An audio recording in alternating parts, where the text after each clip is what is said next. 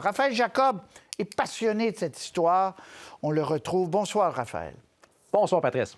Alors, on a vu la note, on va la traduire en français, trouvée par son co-détenu un mois avant, je le rappelle, en juillet 2019.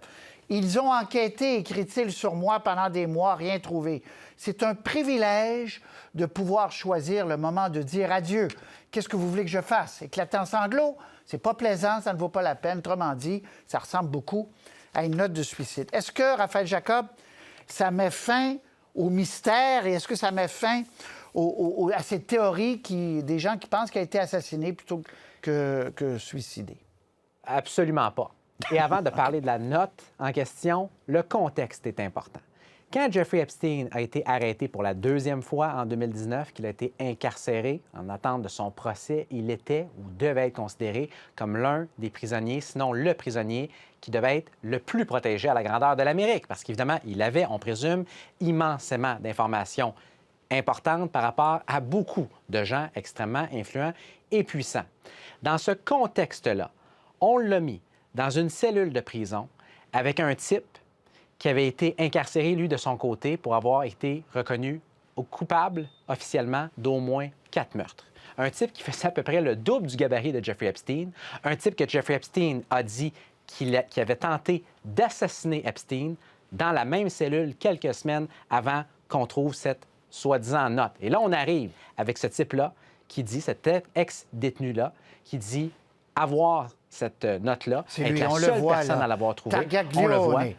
Alors, lui, il dit, j'ai trouvé, bien pas il dit, il a trouvé oui. une note dans un livre d'une bande dessinée et le New York Times a réussi à faire lever les scellés. Cette note-là existe, était connue des autorités et New York Times qui la retrouve.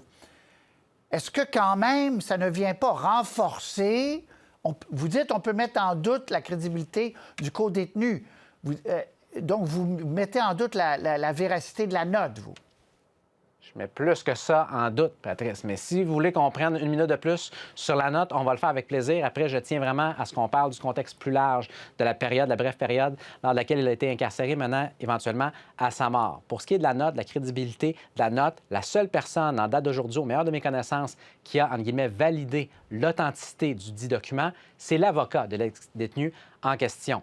Non seulement ça, mais là aussi, en date d'aujourd'hui, pour tous les proches que Jeffrey Epstein avait, on inclut les membres de sa famille, son ex-conjointe, bien sûr, et partenaire, Mme Maxwell, et son avocat principal.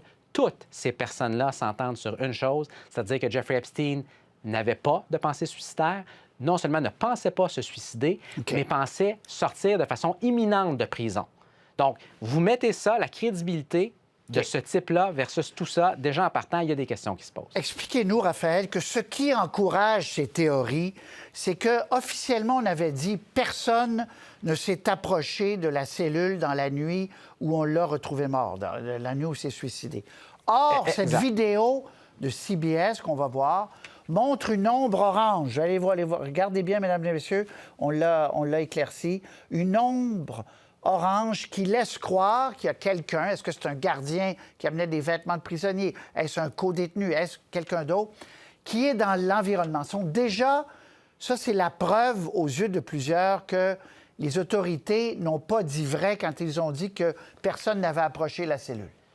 Au strict minimum, et c'est là qu'on va pouvoir peut-être aller au contexte plus large. Au strict minimum, la version officielle des faits, on peut prouver qu'elle ne s'est pas avérée. Donc, est-ce qu'il y a eu mensonge, tromperie? C'est là, jusqu'à un certain point, ça peut être discuté, mais où c'est complètement factuellement indéniable, c'est que la version officielle qui a été donnée n'est pas vraie. Notamment à cause des personnes, ou de la personne, je vais être plus prudent, là, qui clairement était autour de sa cellule, alors qu'on avait toujours prétendu qu'il n'y avait personne en marge de la cellule ou à l'intérieur de la cellule au moment où, dans les minutes, les heures qui avaient précédé le décès. Ça, c'est un élément. Je vous en donne un autre. On avait 2 gardiens de sécurité qui étaient techniquement, officiellement supposés faire des rondes de sécurité à 3 h et à 5 h du matin, qui, mystérieusement, ne les ont jamais faites, qui, après coup, ont, là aussi de façon mystérieuse, falsifié les registres officiels de la prison. Non seulement ça, mais gardez toujours également ceci en tête, pour un prisonnier qui était, encore une fois, extraordinairement controversé, qui devait être extraordinairement, disons, protégé. Protégé, exact. Il y a la question des caméras. Les 3 caméras qui, là aussi mystérieusement, n'était pas fonctionnel au moment magique où la mort a eu lieu. Ajoutez à ça le fait que les coronaires n'ont jamais, là aussi en date d'aujourd'hui, été capables d'identifier l'heure précise du décès. Et comme ce n'était pas assez, Patrice, je vous ajoute même une couche de plus qu'on a sortie il y a quelques mois, qui a été documentée. Ce n'est pas une théorie, ce n'est pas une hypothèse, c'est documenté. Le nœud coulant avec lequel Jeffrey Epstein serait mort, bon, n'est pas le nœud coulant avec lequel il est mort. Autrement dit, le nœud coulant qu'on a retrouvé dans la cellule n'est pas le nœud coulant avec lequel il s'est enlevé la vie. Vous mettez tout ça ensemble. Je vais être prudent avec le micro qu'on m'offre. Je ne vais pas vous faire pas une prédiction, mais un énoncé catégorique en disant voici ce qui s'est passé, ce qui ne s'est pas passé. Ce que je peux simplement vous dire, c'est qu'il y a des questions fondamentales qui demeurent entières et entièrement répondues, qui ont des réponses, qui ont été données, qui sont encore presque entièrement insatisfaisantes. Est-ce que cette succession de faits qui peuvent effectivement, mis ensemble, être troublants, est-ce qu'ils n'ont pas quand même été, pour la plupart, expliqués, Raphaël Jacob? Bon, les caméras, non. L'ombre, c'est pas clair, l'ombre orange, là. Mais est-ce que, depuis ce moment-là, il n'y a pas eu des explications qui ont apaisé ces théories-là? C'est une bonne question. C'est que jusqu'à un certain point, c'est que ça devient une question de crédulité. Est-ce que vous croyez ou non les autorités? Voilà. Donc, par exemple, je donne un exemple. La question des tournées qui n'ont pas été faites. Oui, il y a une réponse qui a été donnée à ça, c'est-à-dire ils ont mal fait leur travail, les agents. Exact. Bon. Rendu là, ça devient jusqu'à un certain point subjectif. Okay. Croyez-vous cette version ou non? Donc, vous avez toujours un doute, vous? Vous ne pouvez rien affirmer. Si vous me posez la question, vous avez toujours je ne peux rien affirmer. J'ai peu de doutes. OK, vous allez de l'autre côté.